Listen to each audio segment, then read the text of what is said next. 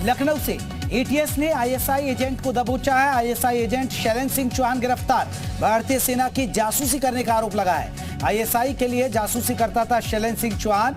WhatsApp, Facebook से भेजता था जानकारी। आईएसआई को अहम जानकारी भेज चुका है शैलेंद्र। भारतीय सेना में काम कर चुका है शैलेंद्र सिंह। अरुणाचल प्रदेश में अस्थायी श्रमिक था शैलेंद्र। 8 से 9 महीने श्रमिक पोर्टर के तौर पर काम किया। शैलेंद्र के पास सेना की अहम जानकारियां थी। प्रोफाइल में खुद को सेना में कार्यरत बताता है शैलेंद्र। तो बड़ी खबर लखनऊ से, एटीएस ने आईएसआई एजेंट को दबोच लिया है। आईएसआई एजेंट शैलेंद्र सिंह चौहान गिरफ्तार। भारतीय सेना की जासूसी करने का आरोप लगा है। आईएसआई के लिए जासूसी करता था शैलेंद्र सिंह चौहान। चलिए विशाल हमारे साथ, हमारे से और ज्यादा अपडेट के साथ जुड़ गए। विशाल, शैलेंद्र सिंह चौहान के बारे में क्या कुछ बैकग्राउंड के बारे में पता चला और इसने भारतीय सेना की जो जासूसी की, क्या कुछ दस्तावेज आईएसआई तक पहुंचा, इस बारे में कुछ अपडेट मिल पाया?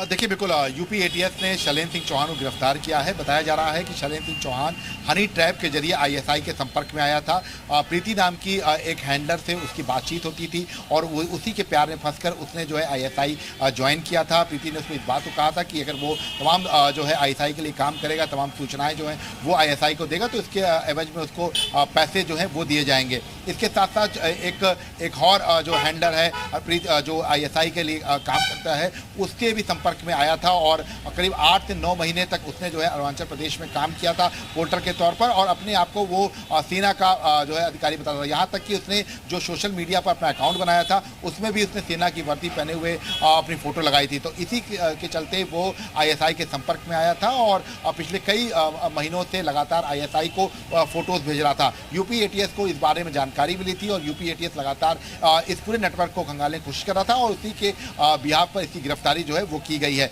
अब फिलहाल यूपी एटीएस इस बारे पता लगाने की कोशिश करेगी कि कैसे ये हनी ट्रैप में फंसा था, इसके साथ कौन कौन लोग थे और इसको जो सूचनाएं इसने जो आईएसआई को दी हैं, जिसमें वो सेना की तमाम जानकारियां हैं, इसके साथ साथ जो ठिकानों की जो फोटोग्राफ्स हैं वो इस तक किसने पहुंचाई हैं और इसके साथ साथ क्या कोई सेना का अधिकारी भी इससे मिला हुआ है, ये सब तमाम ऐसी जानकारियां हैं वो यूपी एटीएस पता लगाने की कोशिश करेगी। लेकिन अभी फिलहाल ये कह सकते हैं कि यूपी एटीएस को एक बड़ी गिरफ्तारी के तौर पर शैलेंद्र सिंह की गिरफ्तारी हुई है और यूपी एटीएस को एक बड़ी कामयाबी मिली है। जी बिल्कुल। लेकिन विशाल, शैलेंद्र सिंह चौहान के बैकग्राउंड के बारे में कुछ पता चल पाया? ये कहाँ का रहने वाला है और क्या क्या काम करता रहा, इसके पारिवारिक बैकग्राउंड क्या है, इसके बारे में कोई जानकारी मिल पाई अभी?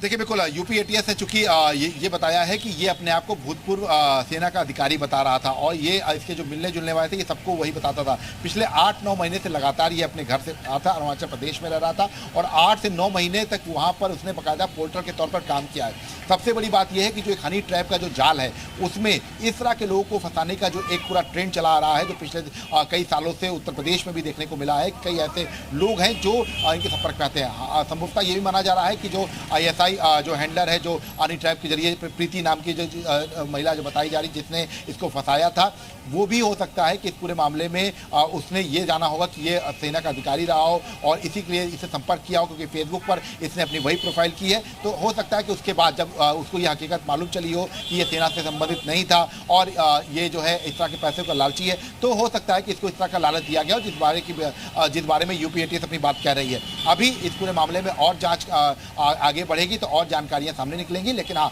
एक बड़ी गिरफ्तारी है यूपी एटीएस के हाथ में। ये गिरफ्तारी के तौर पर ये साफ हो चुका है कि एक बार फिर से हनी ट्रैप का जो जाल है वो इस तरह के लोगों को बरगला रहा है, आईएसआई के लिए काम करने के लिए प्रमोट कर रहा है और